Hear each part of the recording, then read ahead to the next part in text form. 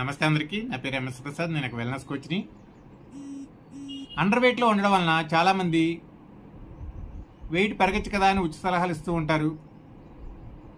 కొంతమంది మేము వెయిట్ పెరిగిపోతున్నాము అనే ఒక భావన పెంపొందించుకుంటూ ఎక్కువగా ఎక్సర్సైజులు చేస్తూ ఫుడ్ అనేది సరైన క్వాలిటీ ఫుడ్ తీసుకోకుండా అండర్ వెయిట్లోకి వెళ్ళిపోతూ ఉంటారు. దీని వలన వీళ్ళకి గట్ రిలేటెడ్ కావచ్చు, ఫెర్టిలిటీ రిలేటెడ్ కావచ్చు, హార్మోనల్ ప్రాబ్లమ్స్ కావచ్చు,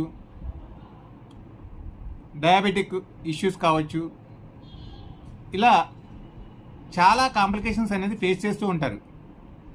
ఈ కాంప్లికేషన్స్ నుంచి బెటర్గా బయటకు రావడానికి ఎటువంటి ఆహారపు అలవాట్లు మార్చుకోవాలి, హెల్దీ ఫుడ్ అనేది ఏ వేలో తీసుకోవాలి, రెగ్యులర్గా తీసుకునే ఫుడ్కి అండర్ వెయిట్లో ఉన్న పీపుల్ తీసుకునే ఫుడ్కి ఉన్న వేరియేషన్స్ ఏంటి, దీనికి సంబంధించిన పూర్తి వీడియో కింద డిస్క్రిప్షన్లో ఇస్తున్నాను. మీరు నా ఛానల్కి సబ్స్క్రైబ్ అయ్యి ఈ వీడియోని వాచ్ చేయగలుగుతారు. Go and watch it. Thank you.